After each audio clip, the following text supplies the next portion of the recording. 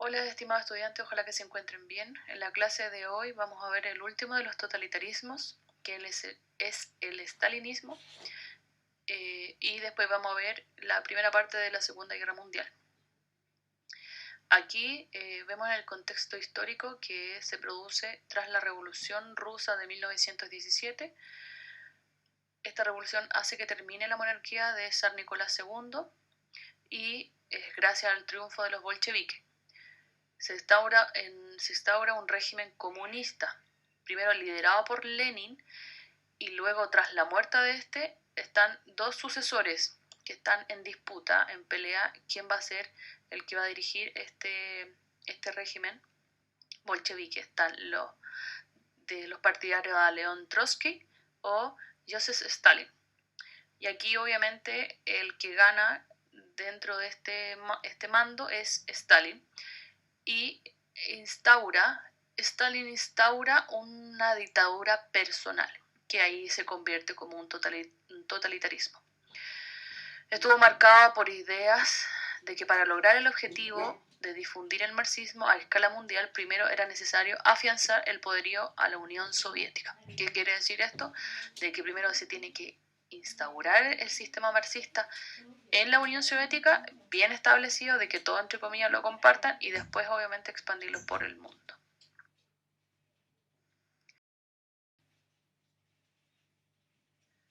Las características del estalinismo tiene varias, y muchas tienen un parecido con los otros totalitarismos que vimos, pero cada una tiene también su particularidad. Dictadura del partido único. Obviamente aquí el partido era el comunista, que estaba controlado por el Estado y a la sociedad, y todo estaba bajo el poder de Stalin, la figura única.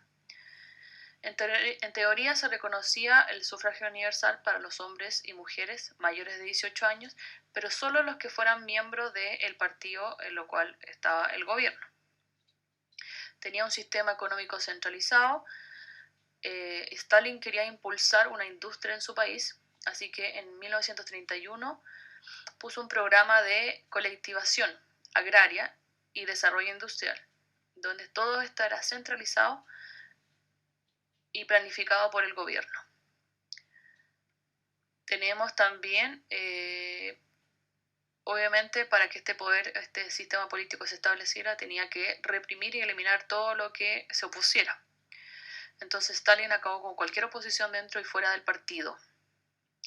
Se contó con aparatos represivos que controlaran cualquier disidencia. Asimismo, millones de personas fueron enviadas a campos de concentración forzados, conocidos como los Gulag. Aquí se puede decir que dentro de este periodo se establecieron los primeros campos de concentración, un poquito antes de los nazis. Control y utilización de propaganda. El culto a la persona del líder, quien era considerado infalible y gozaba del poder absoluto. Aquí hay una característica que se repite.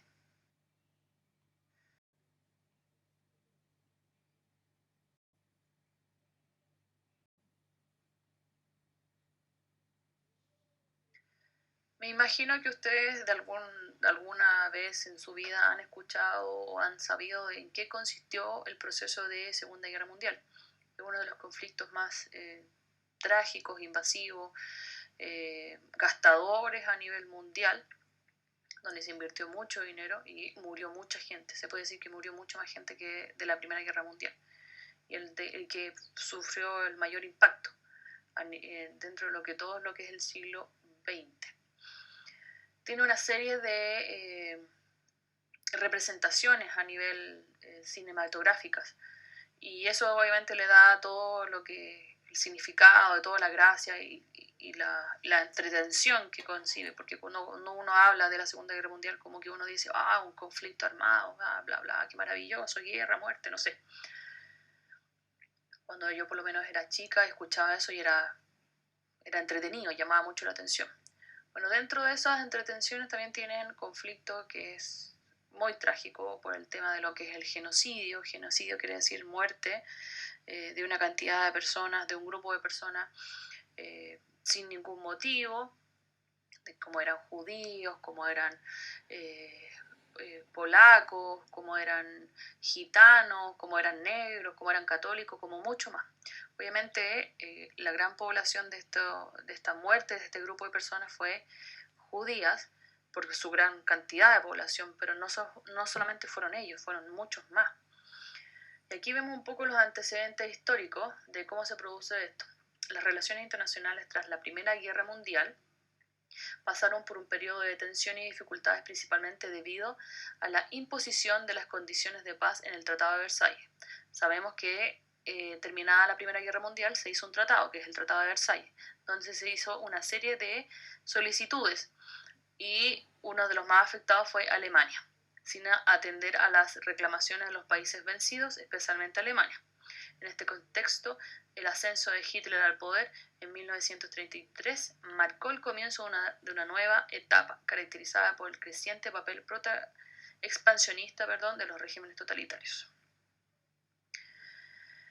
Factores que terminaron el estallido de la Segunda Guerra Mundial fueron el expansionismo y la carrera armamentista.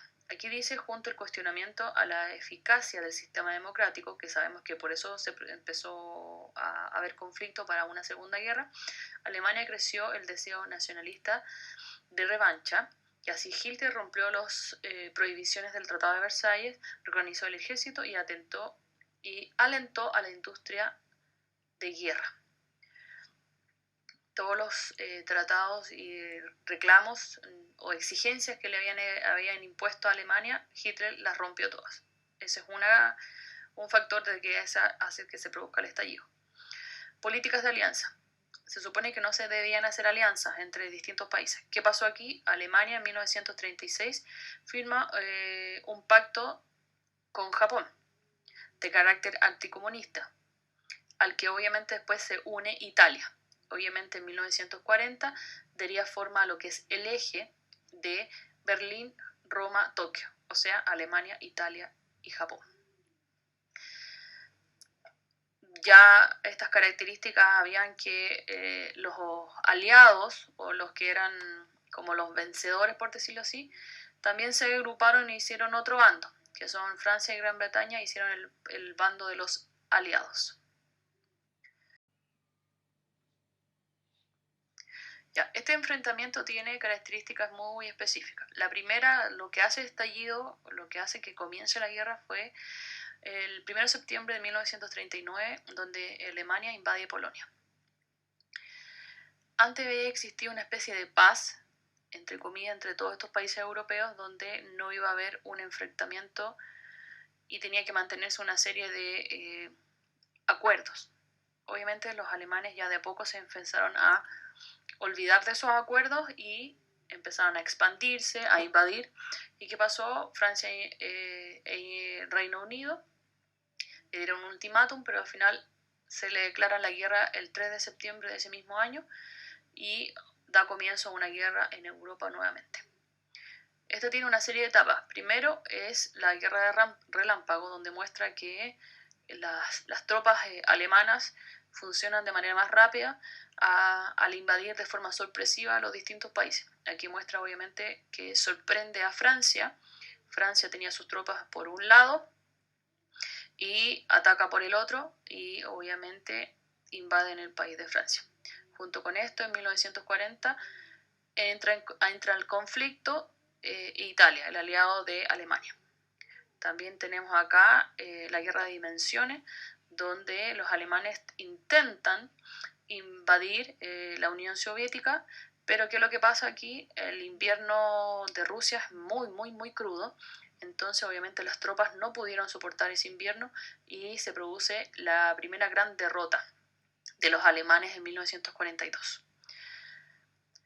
Ya en 1943 y 1945, ya haber pasado una primera derrota, se une dentro de todo este conflicto de Estados Unidos y empiezan a haber distintos enfrentamientos en distintos sectores y al territorio europeo empiezan a juntar tropas de los aliados como Francia, Inglaterra, Estados Unidos y al final de cuentas, y junto con esto están el ejército de la Unión Soviética, y al final de cuentas invaden Alemania, está por un lado las tropas rusas por oriente para invadir Berlín, que es la capital de Alemania, y por el otro lado, por occidente, están los norteamericanos, que tratan de llegar a la capital y derrotar a los alemanes.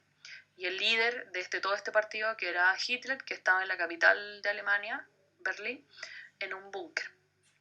A final de cuentas, pierden las tropas, se rinden, y en abril de 1945 el régimen nazi se descompone, y obviamente por el bombardeo y todo eso, y Hitler se suicida en su búnker. Obviamente no se iba a entregar.